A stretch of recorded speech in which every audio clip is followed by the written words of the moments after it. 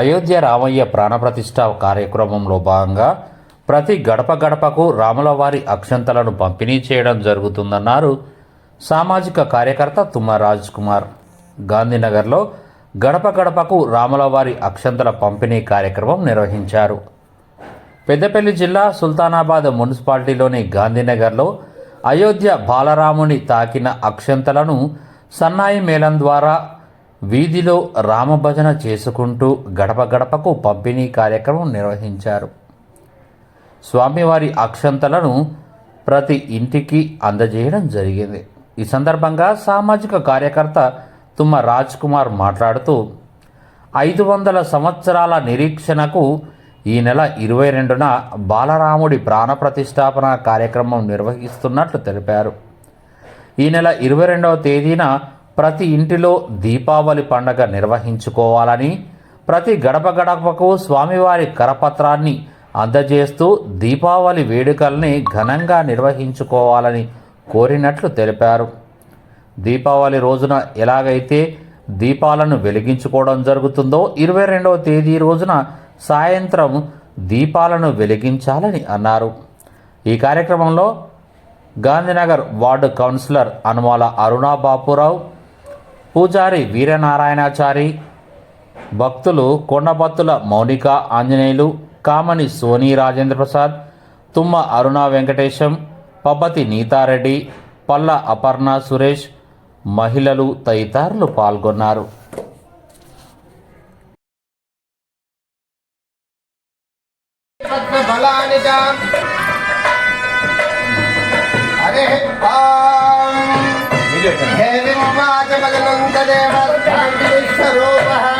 జయ రామ శ్రీరామ జయ రామ జయ జయ రామ శ్రీరామ జయ రామ జయ జయ రామ శ్రీరామ జయ రామ జయ జయ రామ రామ రామ రామ శ్రీరామ రామ రామ.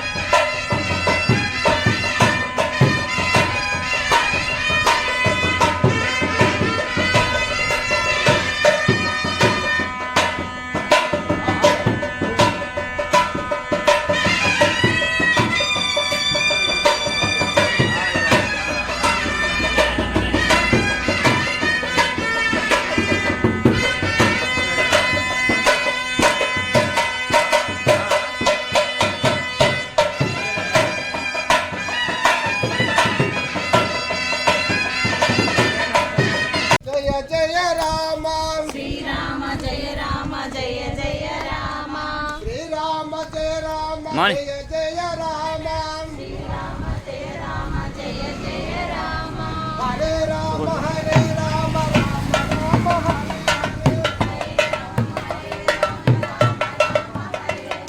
హరే కృష్ణ కృష్ణ కృష్ణ హరే హరే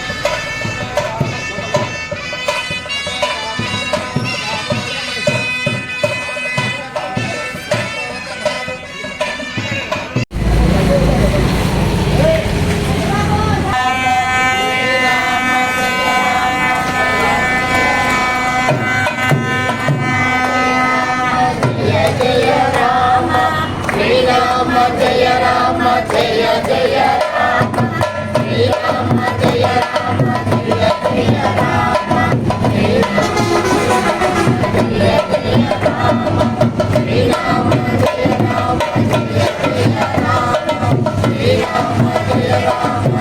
తెగులు